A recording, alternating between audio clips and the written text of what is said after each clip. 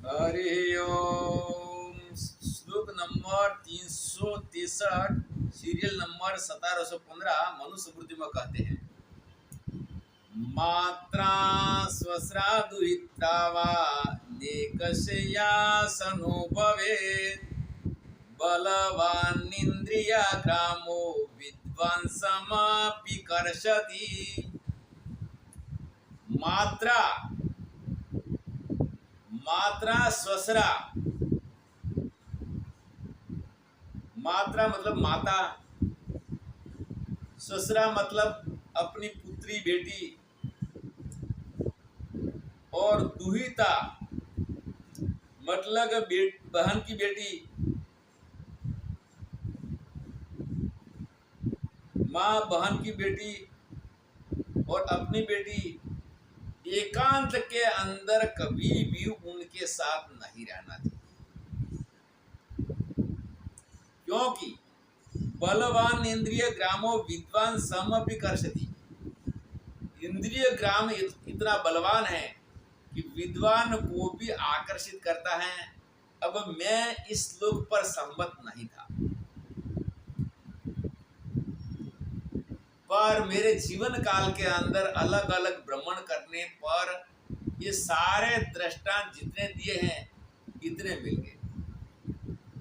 जैसे आज से करीबन 60 या 65 साल 70 साल पहले की बात है, अब 66 साल की तो मेरी उम्र हो गई। हमने सुना था कि एक जगह के अंदर एक विधवा माता अपने पुत्र से गर्भवती बन गई थी, और इस टाइम पर ऐसे गर्भपात के साधन नहीं थे। जब इसका तपास किया, संशोधन किया कि हुआ क्या, इस मोहल्ले के अंदर बहुत सारे निर्दोष लोगों पर शंका जा रही थी। तब कहा कि नहीं, यही बताएगी कि वास्तविक व्यक्ति कौन था। तब इसने कहा कि मेरा पुत्र था। भाई और बहन ने बहुत कम, समझो कि कई करोड़ों के अंदर भाई बहन की शादी नहीं हुआ है, लेकिन कई करोड़ों में भाई और बहन का शादी हुआ है, ऐसा भी हमने सुना है। सगे भाई बहन ने भी शादी किया है। तीसरी बात रही अपनी पुत्री की, तो एक बार अभी इतना हुआ, करीबन 3-4 साल के अंदर 4 या 5 साल के बीच की बात है। एक पिता ने अपनी पुत्री को गर्भवती किया था, और वो गर्भवती पुत्री होने के बाद में फिर इसकी हत्या भी करवाई किया। इस केस में इसको मौत की सजा हुआ था, लेकिन स्पष्ट आया था कि अपनी पुत्री को भी इसने गर्भवती किया। ये करके मनुस्मृति का अनुसार हमें शास्त्रीय मर्यादा में रहना चाहिए कि कभी एकांत के अंदर हम बहनों के साथ न रहें। हमारी पंजाब के अंदर भीरत टोटिया साथ गुजरात में वहाँ नियम होता है कि जब बहन बेटी जब भी आएगी सत्संग के लिए, समुदाय में आएगी, अकेली कोई भी नहीं आएगी। ये वहाँ उसकी मर्यादा है। सीरियल श्लोक नंबर 364, सीरियल नंबर 1770, गीता अध्याय 16 में बताया है, त्रैविद्य नरकस्येदं द्वारं नाशनमात्मना काम क्रोधस्तथा लोभस्तस्मात्तेतत्त्रयं त्यजेत्। त्रिविद्यं नरकस्येदं द्वारं नाशनमात्मना, 3 नरक के द्वार है। क्या क्या? काम, क्रोध तथा लोभ। काम मतलब काम वासना, और क्रोध तो बहुत ही खतरनाक है। जब उत्पन्न होता है तो व्यक्ति को अंदर ही अंदर अकेले को जलाया करता है। और तीसरा है लोभ।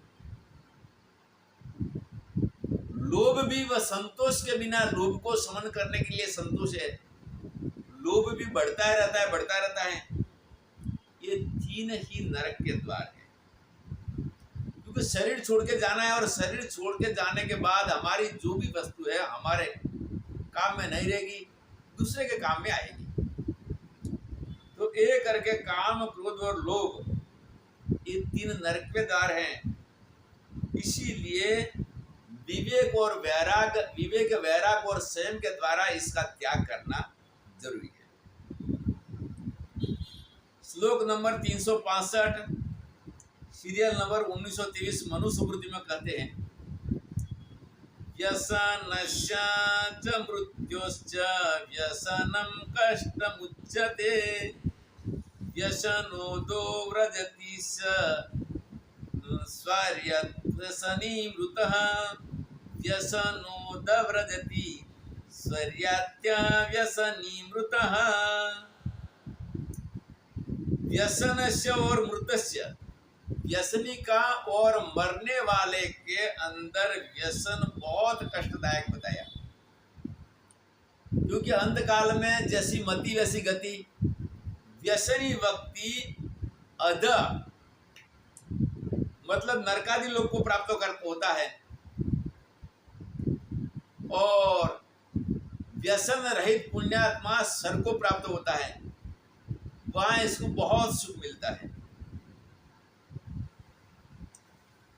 श्लोक नंबर 367 सीरियल नंबर 1724, विषयस्य विषयाणांच दृश्यन्ते महदन्तरम् उपभोक्तुं विषमहन्ति विषया स्मरणादपि।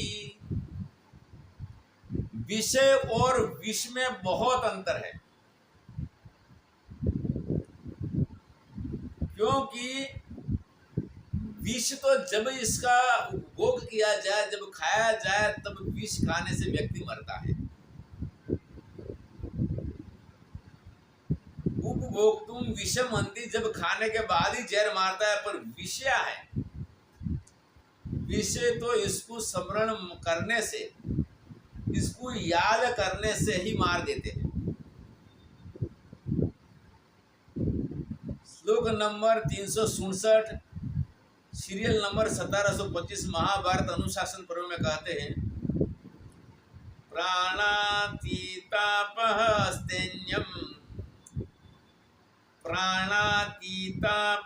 सैन्यं च परदाराभिमर्शनम् त्रीणि पापानि कायेन नित्यशः परिवर्जये। प्राणातीतापः सैन्यम, किसी भी प्राणी को हिंसा नहीं करना है, और चोरी, सैन्य कहते हैं चोरी को, साथ साथ परदारा गर्म पराई स्त्री पर व्यभिचार रूप गमन करना, ये 3 पाप कायिक बताए हैं। ये शरीर से होने वाला 3 पाप है, तीनों पापों को परिवर्तन करना चाहिए, इसको त्यागना चाहिए। ऐसे पाप कभी नहीं करना चाहिए, क्योंकि तीनों पाप ये लोक में अपकीर्ति कराएंगे, कभी हमें दंडित होने की भी वहाँ संभावना होगी, और परलोक के अंदर भी इसकी नरक की प्राप्ति कराते हैं। श्लोक नंबर 368 सीरियल नंबर 1726, यहाँ पर सुभाषित रत्न के अंदर कहते हैं कि पतंग मातंग कुरंग भृंग मीना हता पंच वीरेव पंच एक प्रमादी स कथम न हन्यते यह सेवते पंच वीरेव पंच। 5 वस्तु अलग अलग प्राणियों का मृत्यु का कारण बनता है। जैसे पतंग, अग्नि को देखकर, प्रकाश को देखकर पतंग इसकी ओर आकर्षित होता है और वो इसका मृत्यु का कारण बनता है। मातंग कहते हाथी को, हाथी को पकड़ने के लिए खड्डा बनाते हो और खड्डा के ऊपर में कागज की हाथीनी खड़ी करते हैं। जब हाथी इसको आलिंगन करने के लिए जाता है तो खड्डे में गिरने के बाद फिर बाहर नहीं निकल सकता। बाद में जब थक जाएगा तो इसको अंकुश लगा के भस्म करके जीवन भर इससे कार्य लिया जाएगा। और ऐसे हरिणी, हिरण शब्द का बड़ा शौकीन है। जब वहां पर वीणा वगैरह बजाएंगे, अच्छा वादन होगा, तो इस टाइम पर इस शब्द से हिरण बहुत आकर्षित होता है। और जैसे वो आकर्षित होकर एकाग्र हुआ, इसी टाइम पर शिकारी इसको बाण चलाता है। बाण चलाकर इसको मार देने से इसका मौत का कारण बनता है। इसके साथ ब्रह्मर जो बमरा होता है, बोरा, वो सुगंधि का बड़ा शौकीन है। सुगंध लेने के लिए अलग अलग फूलों पर वहां घूमता है और इतना सुगंधि में आसक्त हो जाता है तो कभी शाम होने पर नहीं निकल पाता।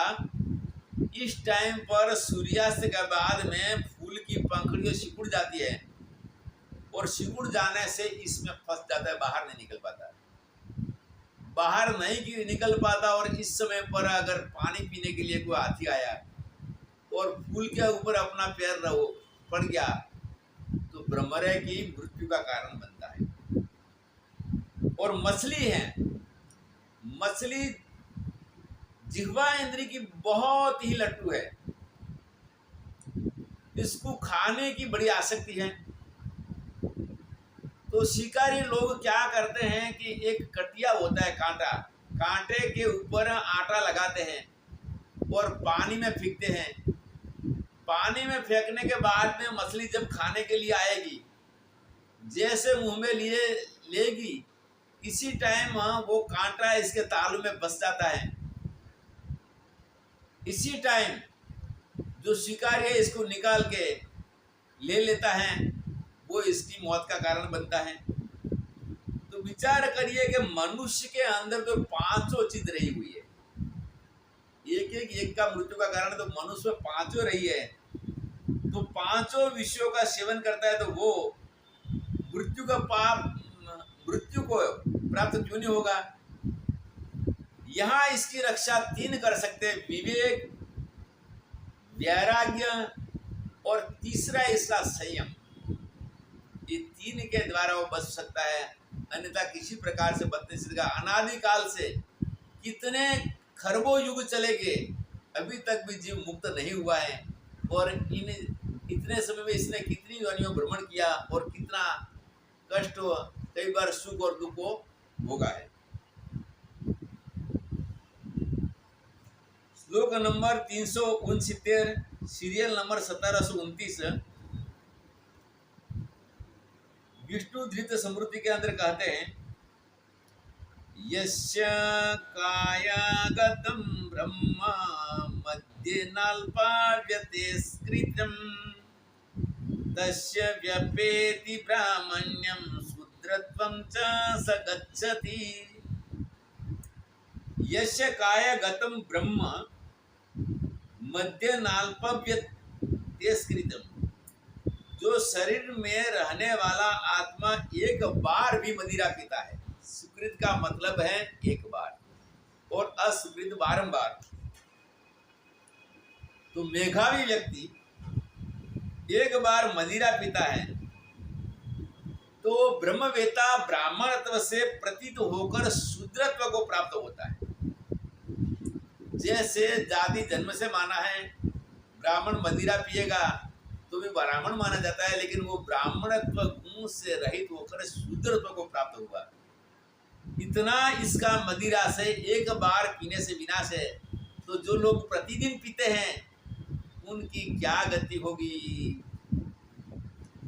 अब हम आखिरी श्लोक है इस व्याख्यान माला का, संक्षिप्त में श्लोक नंबर 370 और सीरियल नंबर 1730।